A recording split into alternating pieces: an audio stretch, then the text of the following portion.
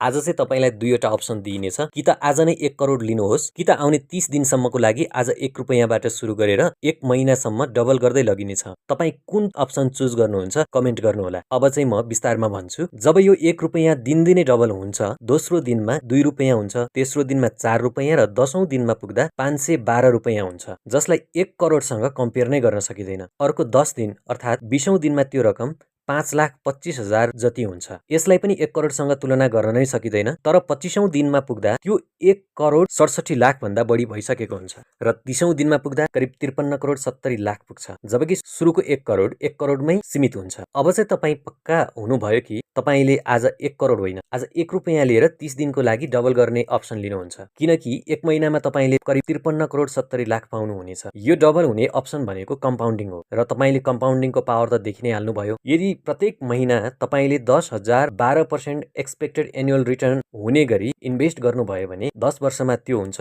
23 लाख, 20 वर्षमा 1 करोड र 30 वर्षमा करिब 4 करोड हुन जान्छ। त्यसैले आजबाट नै इन्भेस्ट गर्न चाहिँ स्टार्ट गरिहाल्नुहोस् है।